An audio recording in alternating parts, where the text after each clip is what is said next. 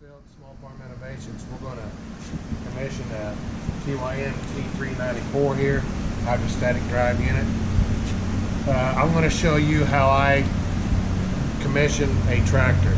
And now you may want to look at this video several times because I'm trying to make sure when I deliver a tractor to that customer, he knows everything about it. I don't expect him to remember it, but he can call me and or send me a text, and I'm going to get back to him as quick as possible. So on this tractor here, when I deliver a tractor, I'm going to deliver this one today, and I'm going to try to provide more videos for y'all, but I always raise the loader up so I have easy access to do a commissioning of the tractor. So what I'll do here, I'm going to go ahead and move this forward, and then when you open the hood, your latch is here. You want to pop down on it hard and then go ahead and raise the hood. You just can't you want to give it some energy when you jerk down on that ring. Okay, so what I tell customers is that on a TYM tractor, this applies to all TYM tractors, and what I'm going to tell you about this T394 can also apply to the T354 because it has the same engine. It's got a Yanmar engine in it. The Yanmar is a 3TN V88, and it's a 3-cylinder diesel. It's very well known. It's a very strong engine. But what I want you to know here, on a TYM tractor, wherever you see yellow is a lubrication oil checkpoint. Now, in the front axle, we have 80W90 or a GL5 lubricant, gear oil. In the engine, your dipstick is right here. Maybe you shine down in there. Now, it's not that easy to get to, but what I do is that I run my arm down behind the loader frame and then I'll pull it out. And then you can kind of look down here in front of the loader frame and you can see where to stab it back in. So engine oil goes there. I like to use a premium engine oil. Don't go to Walmart and buy 15W40, because if you have an engine oil related failure, the lady behind the customer service counter is not going to know why your engine oil foamed up. So go buy Rotella, Dello, Mobil, buy a name brand oil, because if you have an engine oil related failure, they will buy you a new engine. Back here at the back, David. Let's get down low to the ground. Now, back here is a sight glass, and you can see our oil level is right at the mid mark. So I want you to know that you use a premium hydraulic oil. I don't want to promote Tractor Supply, but that's a place to get it. But a premium hydraulic oil, do not use 303. 303 is for tractors made before 1973. But a premium hydraulic oil, and that viscosity is like a 10W30, but that's what you want to use in this tractor. Now, this oil level here can change with the loader being up or down a little bit. It can also change with temperature. So when you check that sight glass, make sure that you're on a level spot, loader is down on the ground. Now, be aware that if you can't see it, doesn't necessarily mean that it's empty. It could be too high, and you don't want to overfill the transmission, because what will happen is you'll overheat your oil. Is the primary fuel filter, fuel water separator, and your secondary fuel filter. You have this ring in here. This is your electric fuel pump right here. So what you want to do is periodically watch this, make sure no water gets in there. If it gets water, you want to drain this water off, because this fuel system will not handle water. You want to make sure that your fuel is clean. This is red diesel. Red diesel is non-taxed. Your clear diesel that you buy at a convenience store, wherever you get your fuel, will be clear or a green or a blue color. This is not a special diesel fuel. We buy ours in bulk, and that's why it's red. Like I said, under here is this valve. Open it, let the water drain off your filter. and close it and keep on going. But you want to watch this carefully. Now, when you're mowing, if you're running a rotary cutter on the tractor, really dirty, dusty conditions, if it's you're mowing, whatever, this screen here, you want to pull it out and clean it. Now, this information also applies to the cab tractors, the 394 cab unit. The only thing that you got to watch with the 394 is that you have an additional cooler here, which is your condenser. And what that condenser does is for your AC system. What we've noticed is that the AC will start depleting because it's plugging off and air can't get through it to cool the refrigerant before it goes up through the evaporator. So what I like to do is get one of those skinny ones, and I blow air from the back of the shroud forward and I clean that out. Do not use a pressure washer. Do not use a garden hose unless everything is completely clean. But you want to take things apart. You may have to take part of the shroud off and get that one in there and clean that out good. You want to do that after you mow each and every time. You want the radiator and you want your condenser clean. If you have hot refrigerant going through a compressor, it'll eventually fail. So keep all this clean when you're in really, really dirty environment.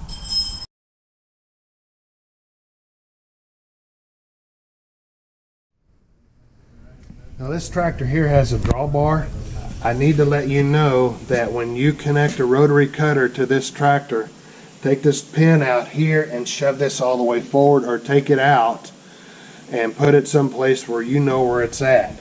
This drawbar is used to pull an implement. You can pull, I wouldn't be afraid to pull a 10-foot tandem disc with this tractor.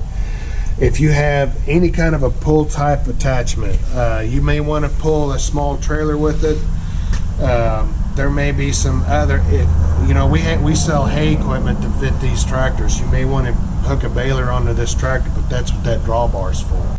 Now, when I'm connecting the 3-point hitch, what I do, I make sure the tractor is in neutral. And what I'll do is I'll lower my 3-point hitch, and I will connect these first. To get the pin started onto the lift pins on the rotary cutter or whatever I'm using, I will kind of push this forward, and that will help these lift arms slide on to the lift pins, because when you rotate these, the distance changes. So if you get them started, just rock this back and forth, and that will help you get the lift arms onto your lift pins.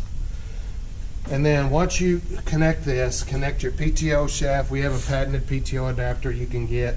Connect your PTO shaft, and then this.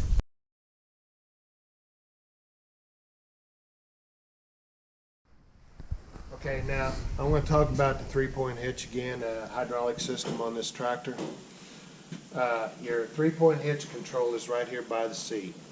Forward is down, back is up. But a lot of people don't realize what this valve is for here. This is called the slow return valve. So what I do, when I deliver this, I'll take this and I'll open it one full turn when I deliver the tractor. And what this slow return does is that it controls the speed in which your implement drops. So if you have a rotary cutter on the back of your tractor with the tail wheel, you don't want your rotary cutter to just fall out of sight. You want it to slowly come down to the ground. Now once your rotary cutter tail wheel hits, you want to adjust your top link and your 3-point hitch right here to where your rotary cutter is about 2 inches off the ground, and your tail wheel and the 3-point hitch is supporting the mower. Don't run your rotary cutter with the rails, the side rails on the ground. Don't drag it. Keep it off the ground. It does a better job of mowing, and your blades will last longer. You won't break a shear bolt as easy, or you won't burn up slip clutches.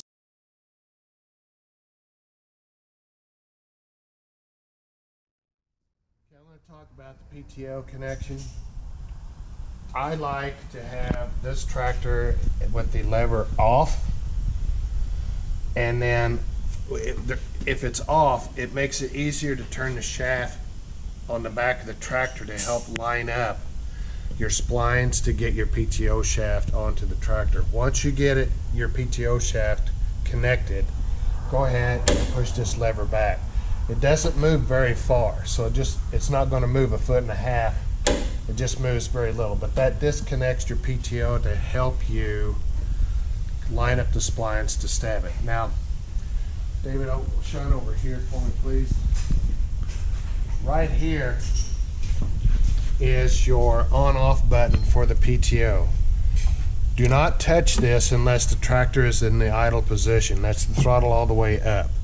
You don't ever want to pull your tractor to full throttle and push that button, because whatever's connected to the PTO shaft could break because you have a big power surge. So what you want to do whenever you press that button, that engine's at idle.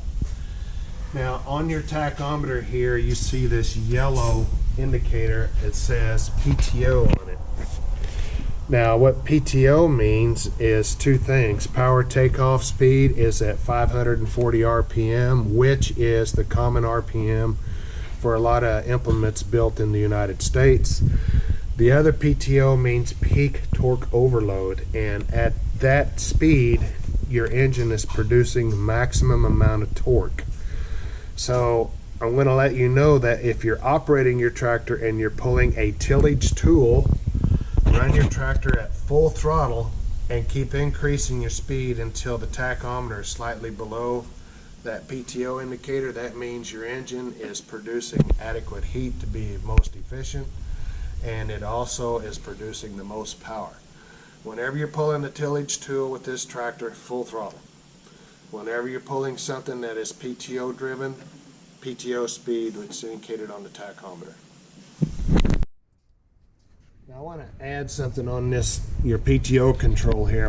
Remember that whenever you push this button, the tractor is always at idle, because if you don't, you're going to break something. So this switch here that has off, manual, and auto, what this does is that if you're in the auto position, whenever you raise the 3-point hitch back here, it shuts off your PTO.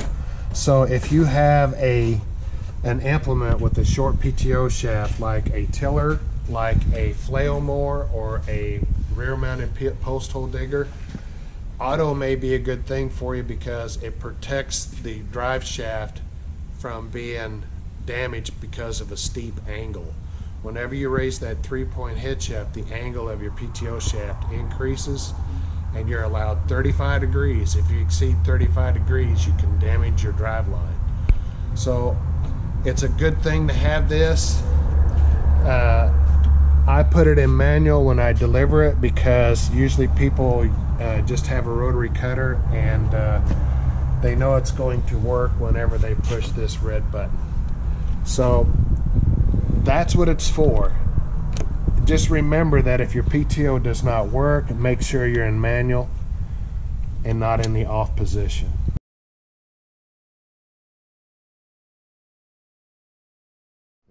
This is a basic seat on a T394. What you want to do in order to slide it forward is to pull this lever up and move forward and move back, and then your steering wheel does tilt. What I tell people to do is rest their hand up here, pull the lever, and then pull it down in the position that you like, and then pull the lever up, push the steering wheel up until you get in a position that you like. But this is your tilt wheel here. Nice little feature the tractor has.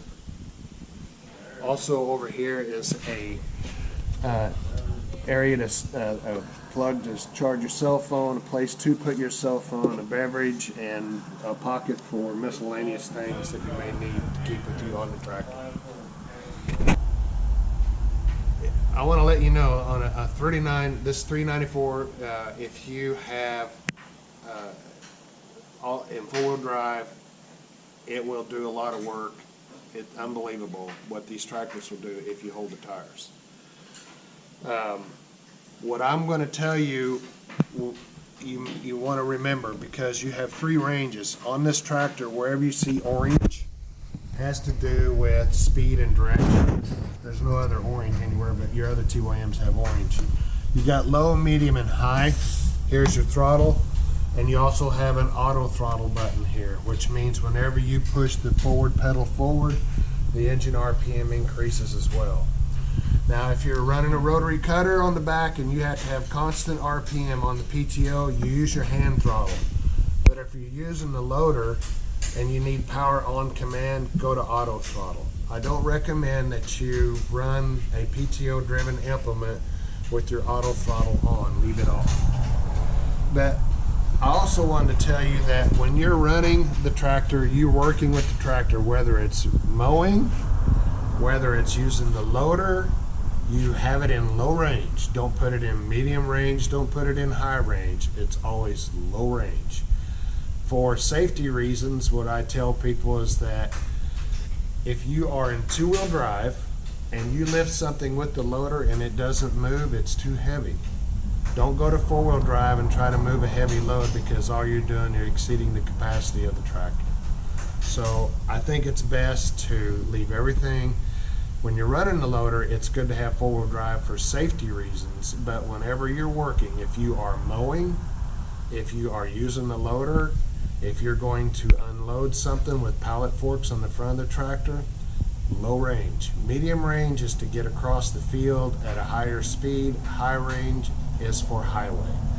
Whenever you're operating the tractor in medium range or high range, 2-wheel drive. Now your 2-wheel drive or your 4-wheel drive control is right here to the left of the seat. And I want to let you know that if you have difficulty getting it to go in and out, what you do is drive straight, drive slow, hold pressure on the knob, and it'll fall in, or hold up pressure on it and it will come up. What you're doing, you're lining those gears up, and then it'll just come right in, it'll go ahead and engage. Right here is a differential lock. Now what that does, if you are in a situation where you're going through uneven terrain, you have a loader with something heavy on the front, and as you go forward or backwards, you'll feel the load shift and one tire will get light. It may spin freely and you stop there. If you're going through uneven terrain running the loader, keep your heel on this just to be safe and go straight. That makes sure that both wheels operate at the same speed. The other thing is that if you need the additional traction, you're in a wet area and you're trying to pull something through a wet area and one tire spins faster than the other, hold that down and that will give you more traction. Basically, it's positive track. So you want to keep your heel on that if you have any doubt that you're going to lose traction. Now, up here on the front, I want to talk to you about the DPF system, the diesel particle filter, the regen system. What you want to do, you want to operate your engine with a minimum of 1500 RPM. Don't let it idle unless it's real cold in the morning. You want to go outside, you fire it up, you let it idle. We go back in the house, have a cup of coffee, come back out. But let it idle there a few minutes to let it warm up. But when you're doing loader work, minimum 1500 RPM. When you are doing anything like connecting implements, you got to idle back slowly. You got to move slow. Minimum of 1500 RPM. After about 40 hours on this screen here, when you turn the screen on, it won't show up now, but you're going to see a regen indicator. It's on it's in your manual. It's 2.8, I think. And what you want to do is, once this indicates over here that it wants you to regen, you'll see this light come on right here. And what that does, you want to press and hold that for a couple of seconds. But before you do that, park and brake on, and everything, tractor in neutral, PTO off, and then press the button. Once that happens, it will speed up to about 2200 RPM. for about 30 minutes until it's cleaned out, and then it'll idle back down. We don't see it very often on Yanmar. We don't see it very often on the Kukje. But if you run the engine, don't let it idle forever. You won't see it very often. Maybe every 40 hours is what we're hearing out there, but it's something that's not seen much. Now, when you turn your key on, you'll see this indicator. Here it says start check. Once you put your foot on the brake, it goes away and the engine's ready to start. You cannot start the tractor unless you rest your foot on the brakes here. You got to push down on the brake before you can turn the key. Once that happens, it's just kind of like a car, you know, you got to put the brake on before you pull it down in gear, drive, reverse, whatever. Same thing here, except it will not start unless the brakes are on. Your lights here, that's on this black knob, and what you have is your left turn signal, right turn signal, low and high beam, and a horn. Now your turn signals are back here, and you also have brake lights. When the key's on, you do have that, just FYI. Your fuel tank is approximately 7, almost 8 gallons, and you do have a screen in here, so make sure you watch that. That's a good thing. And I also wanted to tell you that if you're watching the fuel gauge while filling it, the fuel gauge reacts slow, which means if you fill it up all the way in, let's say, 2 minutes, your fuel indicator on the panel may still show half full. It doesn't really go up very fast, so don't panic. It's just it reacts slow. On your T394, you've got a little toolbox here. So just for linch pins, stuff like that, I like to use one of those magnetic trays you get out of a parts store. And I'll stick a magnetic tray here or back here on the back and throw my linch pins up in it. That works real good too.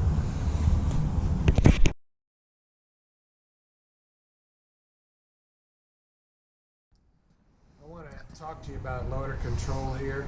And now remember, you keep your RPM at 1500 RPM. You can also have your auto throttle button on. But you have a float position on your loader control, and you have some other indicators on this loader. When you get a load of gravel, dirt, whatever, and you want to smooth it out, what you do is rotate your bucket to where this rod is about 1.5 inches down into the tube, or 2 inches. And once you start back dragging over your material, put this in the float position. That locks forward, and once you do that, it allows the loader to float to the contour of the surface. When it does that, it looks like you took a concrete trowel over your material and smoothed it out. Don't try to work it back. Put this in the float position and back up, and you'll be amazed of how smooth everything is going to look. It's going to look very well, and everybody's going to brag about you how good it looks. Now, also on your loader, if you are trying to do something quick, you have 2-position dump. So this is slow, and if you want to increase the speed of your dump, go past the stop, and you'll see your speed increase on your bucket tilt. So that's all it does. It just increases the flow to your bucket to speed it up, to the dumping process. It doesn't do it on the tilt back. It does only on the tilt forward. But implement your float position whenever you get a chance. It's good to, I like when I shut the tractor off, I make sure that I rotate this all the way around. My 3-point hitch is all the way down, so I have no energy anywhere in the system. When I rotate this around, all of my energy in the hydraulic system is neutralized, my energy in the 3-point hitch is neutralized, and I don't have, it just eliminates stress on your hoses, on your valves, and eliminates any kind of a possible leak. If the tractor's been sitting a long time, get the pressure off of it. It will be a good friend if you do that. On your loader, you have this tab, and that locks it. So if you are working on your tractor and you have the loader in the air, lock this forward and nobody can get on the tractor, and then move this forward and bring the loader down on top of you while you're working on it. On the front here, make sure that you always have this up or back when you have the loader down, because this here cross member will come down and hit it and bend things. So make sure this is always back towards the hood whenever you up or raise the loader up and down. What I wanted to tell you is how to get the bucket off the tractor, and what I mean, not the loader frame, but the bucket itself. I wouldn't be afraid to put a good set of pallet forks on this tractor. I have a 354 that we use pallet forks on around the yard, and we use it all the time for a lot of things. They're handy as the pocket on your shirt. But whenever you're disconnecting the bucket, have it slightly off the ground or on the ground, and you basically raise these levers up until they're all the way out of the way, and then you want to get both of them up, and then slowly, as you back away from your bucket, hold downward pressure on the on your loader control, and once the two are separated, go do what you want. But keep yourself in a safe position whenever you disconnect these. Don't have the loader way off the ground. If there's some reason that you cannot put it on the ground, step back here and disconnect your levers, because you don't want to be here because something could fall off and hit you. So always be in this position when you are disconnecting the bucket on the loader. Now, these loaders are strong. Just remember, it's a loader, not a digger. So if the loaders can lift quite a bit, that's what they're designed to do. But don't try to push too much with it, because you will bend something. So if you have to push something, make sure that your load is in the center. Don't try to push on a corner, because what'll happen, you will bend something. So just keep that in mind. Now, you can see the bucket is flat on our floor here, and what helps you understand or figure out the position of your bucket is this tube and this rod. As you tilt the bucket, this rod will go up and down in this tube, but when the two are flush with each other, the bucket is flat on the ground. And what's good about that is that if you get a load of gravel in your yard, or whatever in your yard, you know that your bucket's flat on the ground, so you can get this material in there. Once you feel resistance as you're driving forward, stop, rotate your bucket all the way back, and lift your boom and back out. You won't be digging below the surface. Now, if you get pallet forks, you can still adjust this to where you know the pallets are level. You may have to adjust this periodically with some kind of an implement on the front. But this is what this is for. It's an indicator to tell you the angle in which your implement on the front end is. Now, to disconnect your loader, what you do is make sure that you have the bucket on the tractor. Have the bucket off the ground about 2 feet to 3 feet, and lower your legs on both sides. Lower it back down to the ground, and what you do then is remove the pins on both sides. Once you remove the pins on both sides, you have your legs down, you have a bucket. Don't attempt this without pallet forks or a bucket. Once you're on the ground, what you do is operate your loader until this basically kicks up. And you roll your bucket back, and the weight of the bucket, the weight of the system, this will pop up. Once it pops up, back up 2 or 3 inches where the two are separated, and shut your tractor off, and then orbit your loader control valve to neutralize all the pressure. Always orbit this to make sure there's no pressure on the system. You can see that my loader's still wanting to move. So I have no pressure on the system until everything stops moving. Now I'm ready to disconnect these hydraulic couplers. You can shine over here, David. Now these are color coded, You have to go over the top here. There we go. So right here, these are color coded. Just separate them, pull the sleeve back, and then once you go back together with it, just pop it in until the sleeve moves forward. But if you have pressure on the system, these are going to be very difficult to get reconnected. So whenever you disconnect, start with your top, work your way down. When you reconnect, start with your bottom and work your way up. Just makes it easier if you decide to take the loader off. A lot of people don't ever take their loaders off for whatever reason, but if you're going to mow and you want what I call a clean tractor, you can pop your loader off. As long as you're on a good level hard surface, they're not difficult to get off. If you bend something, these pins are going to be hell to get out, so just let you know. But right now, they're not hard to get off as long as you're on a good level surface and you take care of your loader.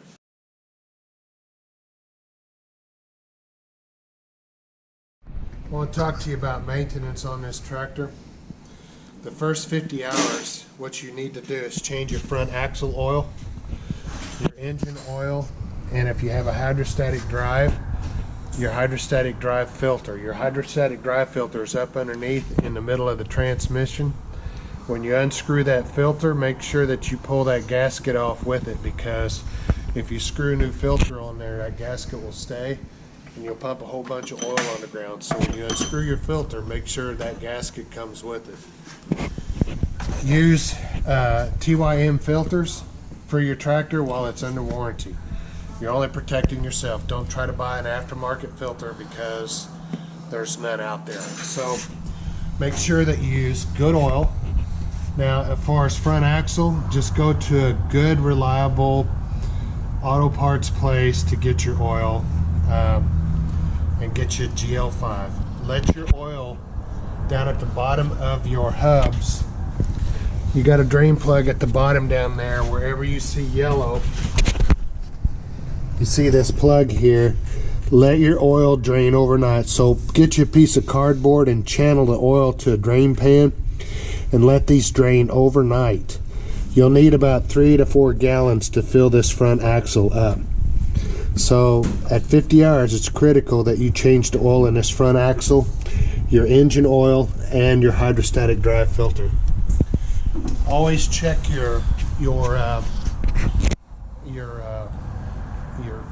filters, your fuel filters. Remember to do that, and your air cleaner periodically. Blow it out. Grease your loader every 50 hours. After you do your first 50 hours on your engine, it's every 250 after that. So at 250, it's again your engine oil only. Make sure you grease your loader. And then you got grease fittings up underneath the tractor where your pedals are. So look there for grease fittings. Get you a number 2 grease is what I like. But don't buy a cheap grease. Buy a good grease when you grease your tractor. The loader, once again, every 50 hours, make sure you wipe your fittings off with a paper towel or a rag. Clean this area out and grease these until you hear it or you see it. But right to the right of your dipstick is your engine oil filter, and further to the right is your oil filler plug. That's where you put oil in the engine for your T394 or T354. Use a pre-mixed coolant, 50-50 green coolant, for your tractor. Don't pour straight antifreeze in and then top off with water from the garden hose, because mineral deposits get in and cause problems with the cooling system. The hydrostatic drive oil filter on the T394 is right in the center. Now on a 354, it's up underneath in the middle of the transmission.